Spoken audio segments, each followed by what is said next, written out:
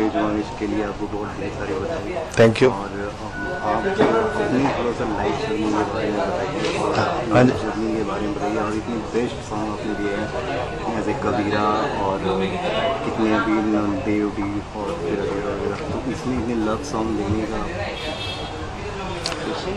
एक आर्टिस्ट के बारे में मैं ज्यादा क्या बोलूं, आर्टिस्ट को समझना बड़ा मुश्किल है। एक आदमी कैसे भूखे प्यासे घर से निकला 100 रुपए लेकर के, और उस उम्र में जाके गुरु के पास में सीखना, 20 किलोमीटर पैदल जाना और पैदल आना, इतनी मेहनत करने के बाद मुकाम पे पहुंचा है। तो सबसे पहले तो मैं अपने माता पिता, अपने गुरु और उस मालिक का शुक्रिया अदा करता हूं। और दूसरा, इस इंडस्ट्री में जब मैं आया हूं, इंडस्ट्री के में आने के बाद में जो रिस्पेक्ट मुझे मिली है, इतने अच्छे अच्छे गाने मिले हैं, वो कहीं ना कहीं से तार जोड़ता है मेरा उस मालिक के साथ में। क्योंकि जैसे मेरा नेचर है उसी के हिसाब से मुझे गाने मिले हैं, क्योंकि मैं पोइट्री को बहुत ज्यादा प्यार करता हूँ।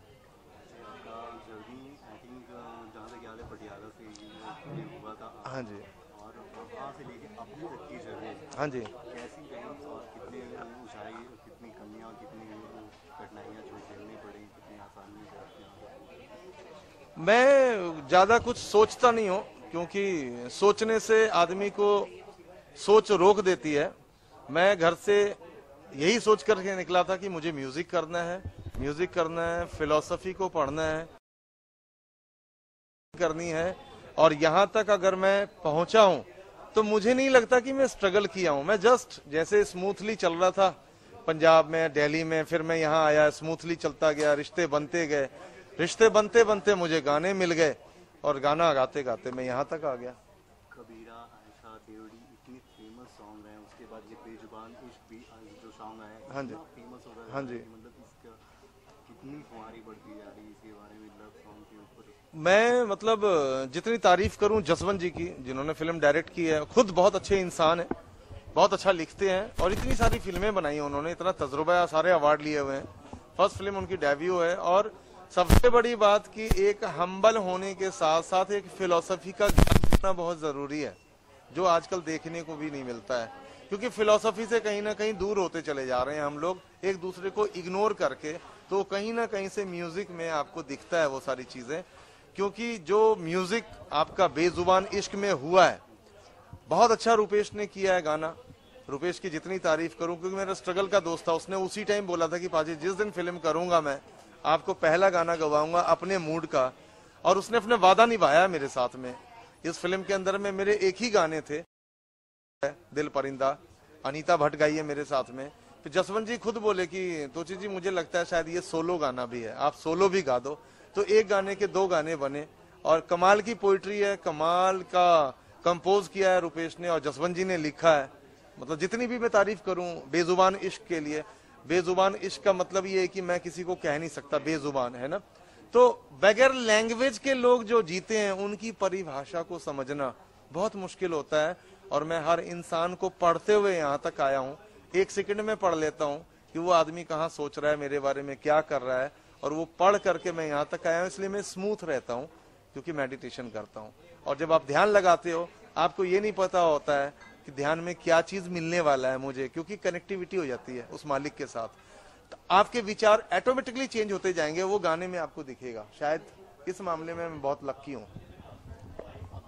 आपने जैसा आपके बारे में जानकारी, पहला फर्स्ट परफॉर्मेंस आपका एंड्रूज कॉलेज से स्टार्ट हुआ था। हाँ जी, हाँ, तो उसके बाद से लेके अभी तक ये बॉलीवुड में की जो आपकी यात्रा रही है, हाँ जी, तो उसके बारे में आप बताइए कि कितना, कैसे हार्ड वर्किंग से आप यहाँ तक?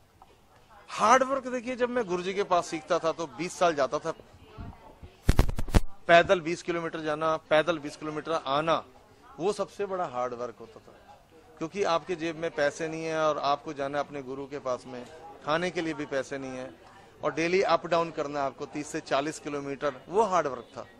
वो हार्ड वर्क 20-22 साल दिल्ली में करने के बाद जब मैं बॉम्बे आया हूँ, और बॉम्बे आने के बाद में जब यहाँ देव साहब से मिला, 10 साहब से मिला, जितने भी ऊपर से लेके नीचे लीजेंट लोग हैं, उन सब से मिलने के बाद में उनका आशीर्वाद लिया, और आशीर्वाद लेते लेते रिलेशन मेरे डेवलप होते चले गए सबके साथ में। मेरे नेचर को सब समझने लग गए, और जब समझे तो समझ आती है तो काम अपने आप बनने लग जाते हैं। तो जितने गाने मेरे को मिले वो नेचर की वजह से मिले, दोस्ती की वजह से मिले, प्यार की वजह से मिले, और गाते गाते यहाँ तक आ गया। बेजुबान इश्क के साथ ही प्रोजेक्ट की बात करें तो और आपके नेक्स्ट प्रोजेक्ट में कौन कौन से देखने को मिलेंगे? 20-22 गाने रिकॉर्ड हैं, बहुत जल्दी धीरे धीरे करके आप सुनेंगे, क्योंकि गाने सारे रिकॉर्ड हो गए हैं। गाने पहले रिकॉर्ड हो जाते हैं, टाइम लगता है फिल्म बनने में, तो फिल्म के हिसाब से प्रोसीजर होता है। मेरा तो शुरू से एक ही फंडामेंटल रहा है कि अगर मुझे गाना मिला है तो मैं अपने गाने को फिल्म, क्योंकि मेरे लिए जो गाना है वो गाना नहीं है, मेरे लिए वो किताब है।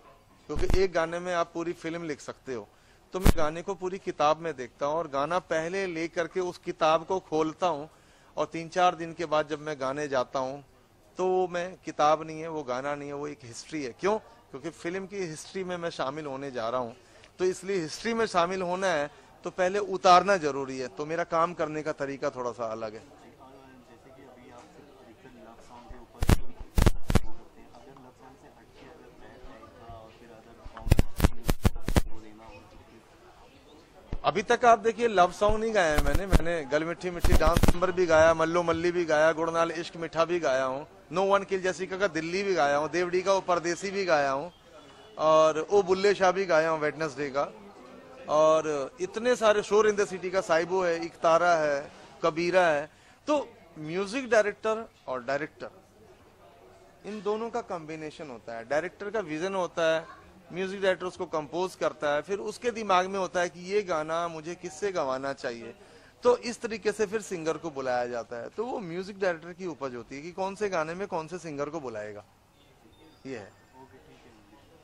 Thank you, thank you, thank you.